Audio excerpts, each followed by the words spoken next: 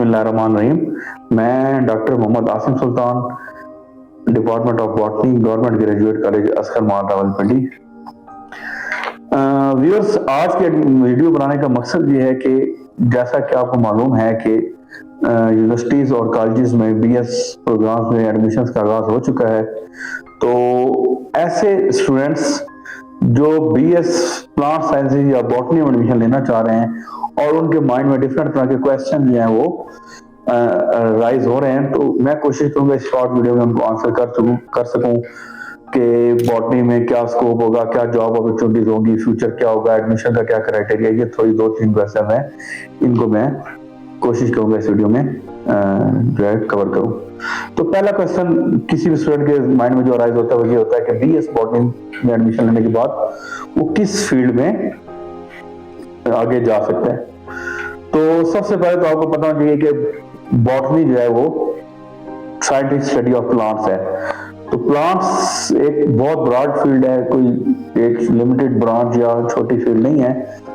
तो plant sciences में आप जब एडमिशन लेते हैं तो आप प्लांट से रिलेटेड हर फील्ड में आप एक्सपर्टीज हासिल कर सकते हैं, चाहे वो प्लांट फिजियोलॉजी हो, फंक्शनिंग हो प्लांट्स की, चाहे वो प्लांट्स के एनवायरमेंटल के साथ इंटरेक्शन हो, एनवायरमेंटल बायोलॉजी हो या प्लांट इकोलॉजी हो, चाहे वो प्लांट्स की सेल्स की स्टडी हो, सेल बायोलॉजी हो, टिश्यूज की स्टडी हो, हिस्टोलॉजी हो, या फिर आप कह लो कि प्लांट जेनेटिक्स हो, जीन लेवल पर आप स्टडी करो, मॉलिक्यूलर लेवल पर स्टडी करो, प्लांट बायोकेमिस्ट्री, ये सारी फील्ड्स में आप कैरियर जो है वो बना सकते हो या रिसर्च एक्सपर्टीज हासिल करके इन फील्ड में आप रिसर्चर बन सकते हो।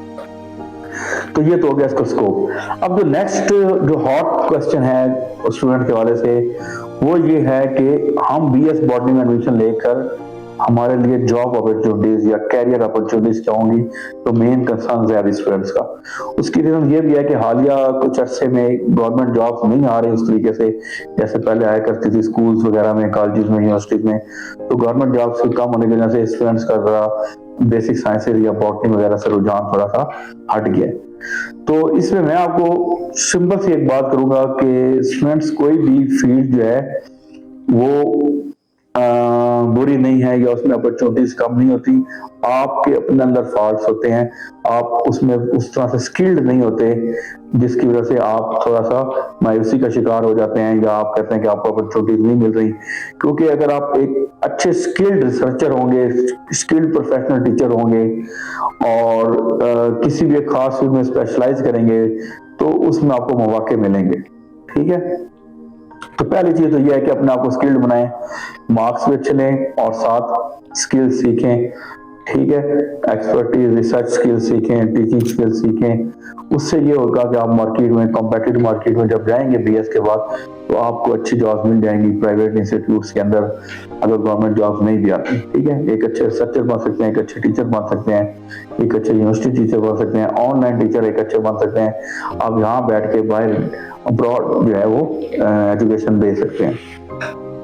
तो ये तो पहली बात होगी, बीएस बॉटनी में आप इस तरीके से आप जो है वो ग्रो कर सकते हैं। अब गवर्नमेंट जॉब्स की अगर बात की जाए बीएस बॉटनी करने के बाद, तो आपको पता है कि बॉटनी में आप रिसर्चर के तौर पर जो है वो डिफरेंट रिसर्च इंस्टीट्यूट्स को ज्वाइन कर सकते हो। जिस भी फील्ड में आपको आपका इंटरेस्ट हो या आपके शौक हो, तो आप डिफरेंट रिसर्च इदारे जैसे कि NARC, NMG है, नायाब है और डिफरेंट रिसर्च इंस्टीट्यूट्स हैं, उनको आप ज्वाइन कर सकते हो। बेशुमार रिसर्च इंस्टीट्यूट्स हैं, रिसर्च लैब्स हैं, उनको आप ज्वाइन कर सकते हो एज रिसर्च एसोसिएट या एज रिसर्चर आप उनको ज्वाइन कर सकते हो। फिर उसके बाद आ जाती हैं आपकी गवर्नमेंट जॉब्स। गवर्नमेंट जॉब में आपकी लेक्चरशिप आ जाती है, PPSC आप करो या पंजाब में अगर हैं तो KP में है तो KPK का जो सर्विस पब्लिक सर्विस कमीशन होगा उसका एग्जाम पास करें, डिफरेंट प्रोविंसेस के जो भी होते हैं। इसके अलावा अगर सेंट्रल लेवल पे आ जाए, फेडरल लेवल पे, तो आप CSS जो आपका फेडरल पब्लिक सर्विस कमीशन है वहाँ पे बॉटनी की सीट्स आती हैं। आप किसी भी कॉलेज में, यूनिवर्सिटी में आप लेक्चर के तौर पे जो है वो ज्वाइन कर सकते हो BS करने के बाद। फिर यूनिवर्सिटीज में अगर आप जॉब हासिल करना चाहते हो उसके लिए आपको MPhil PhD करनी पड़ेंगी, क्योंकि यूनिवर्सिटी में रिसर्च इदारे होते हैं तो वहाँ पे आपको रिसर्चर के तौर पर और टीचर के तौर पर जॉब्स मिल जाएंगी। इसी तरह अगर आप ब्रॉड जाना चाहते हैं, पाकिस्तान से आगे मूव करना चाहते हैं, फिर आप डिफरेंट तरह की स्कॉलरशिप्स होती हैं वो अवेल करें, बाहर जाके अपने आप को रिसर्च में एक्सपर्टाइज करें, साथ अपनी जॉब्स वगैरह करें, तो वो भी कैरियर आपके लिए बहुत ब्रॉड उसमें अपॉर्चुनिटीज हैं। अगर आप थोड़ी सी मेहनत मेहनत करें, स्कॉलरशिप अवेल करें, तो आप बाहर जाके फॉरेन कंट्रीज में जाके भी आप अच्छे खासे जो है वो अपना कैरियर बना सकते हैं इसमें, और वापस आके अपनी कंट्री को भी दोबारा सर्व कर सकते हैं उन्हीं कैरियर या उन्हीं फील्ड्स के अंदर। तो ये तो हो गई प्योर बॉटनी के हवाले से। अब टीचिंग में आपको बता दूं, टीचिंग डिपेंड करता है आप कितने स्किल्ड हैं, वही बात है, आप पे डिपेंड करता है आप कितना ग्रो करते हो, कितनी मेहनत करते हो, कि आप स्कूल टीचर बनते हो, यूनिवर्सिटी टीचर बनते हो या कॉलेज टीचर बनते हो, टोटल आप पे डिपेंड करता है। तो जितना आप ग्रो करेंगे, एक्सपर्टीज हासिल करेंगे, इंशाल्लाह आपको वाकई साथ साथ अपॉर्चुनिटीज मिलती जाएंगी।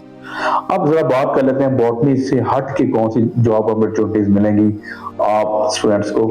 तो उसमें जो पहली चीज आती है वो ये है कि आप जब बीएस बॉटनी करते हैं तो आप किसी 16 ईयर क्वालिफिकेशन कंप्लीट हो जाती है। अब आप न्यूज़पेपर अगर आप रीड करते हो तो आप देखो कि वहां पे मैक्सिमम जॉब्स होती हैं, वहां पे लिखा होता है 16 ईयर क्वालिफिकेशन रिक्वायरमेंट। तो आप हर उस जॉब के लिए एलिजिबल हो जाएंगे जो 16 ईयर क्वालिफिकेशन डिमांड कर रही है। उसमें आपके सीएसएस जो है एग्जाम वो भी आप दे सकते हो, पीएमएस एग्जाम पंजाब लेवल पे ये आप कॉम्पिटिटिव एग्जाम दे सकते हो। इसी तरह आप सिक्योरिटी इदारे, para force, FBR, FIA, police, इन सब इंस्टीट्यूट्स में, इन सब महकमों में, डिपार्टमेंट्स में भी आप जा सकते हो और अच्छे स्केल पर जा सकते हो, मिनिमम 16 स्केल पे आप जा सकते हो, ठीक है। तो ये सारी जॉब्स जो भी 16 ईयर एजुकेशन में मिलती हैं वो सब आप अवेल कर सकते हो। और मैं ये समझता हूँ कि साइंसेस का स्टूडेंट ज्यादा अच्छा कॉम्पिटिटिव एग्जाम में परफॉर्म कर सकता है as compare to arts student, क्योंकि साइंस स्टूडेंट ने रिसर्च की होती है, उसका माइंड ज्यादा शार्प और ज्यादा चीजों को जो है उसमें ऑब्जर्व या एक्सपोजर होता है उसका, तो वो ज्यादा अच्छा परफॉर्म कर सकता है। लास्ट पे स्टूडेंट्स अब आपको ये बताते हैं कि अगर आप एडमिशन लेना चाह रहे हैं बीएस बॉटनी में तो उसका क्राइटेरिया क्या है, एलिजिबिलिटी क्या है। तो क्योंकि मैं इस वक्त करंटली सर्व कर रहा हूँ गवर्नमेंट ग्रेजुएट अस्कर माल कॉलेज में, डिपार्टमेंट ऑफ बॉटनी में, तो यहाँ पे हमारा कॉलेज जो है वो पंजाब यूनिवर्सिटी से एफिलिएटेड है।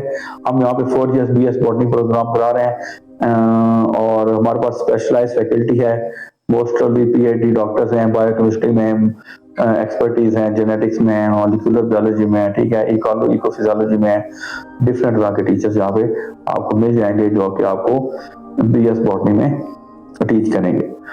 ये तो हो गया इसके हवाले से। एडमिशन हमारे कंटिन्यू है और क्राइटेरिया सिंपल क्राइटेरिया है, बीएस आपका जो है एफएससी प्री मेडिकल होनी चाहिए और मिनिमम आपके 45% मार्क्स होने चाहिए। दूसरा हमारा जो कॉलेज है वो पंजाब यूनिवर्सिटी से एफिलिएटेड है, पंजाब यूनिवर्सिटी लॉ से, तो यहाँ पे आपको जो डिग्री मिलेगी वो पंजाब यूनिवर्सिटी लॉ से मिलेगी। बाकी मजीद इंशाल्लाह नेक्स्ट जो कोई वीडियो बनी तो मैं मजीद बॉटनी के हवाले से जो भी मेरे पास नॉलेज हुआ या कोई क्वेश्चंस हुए जो स्टूडेंट्स के माइंड में राइज होते हैं या जो मुझसे क्वेश्चन पूछते हैं स्टूडेंट्स, मैं कोशिश करूंगा वीडियो के जरिए उनके आंसर्स आपको कर सकूं। तो मेरी नेक ख्वाहिशात आपके साथ हैं, बेस्ट विशेस आपके साथ। और मैं आपको लास्ट पे फिर यही कहूंगा कि गवर्नमेंट जॉब्स अगर नहीं भी आ रही तो आप basic sciences, botany, zoology, chemistry, physics, ये कभी खत्म नहीं हो सकती, ये बेसिक नॉलेज है, ठीक है। इनमें आप एक्सपर्टीज हासिल करें, इंशाल्लाह आप कहीं ना कहीं एडजस्ट हो जाएंगे और अच्छा सोर्स ऑफ इनकम भी बनाएंगे और अपनी जो है वो नॉलेज को भी बेहतर करेंगे। तो एंड पे फिर बेस्ट चीज़ आप सबके लिए अल्लाह ताला सबको जो है कामयाबी और खुश रखे। बहुत शुक्रिया, अल्लाह हाफिज।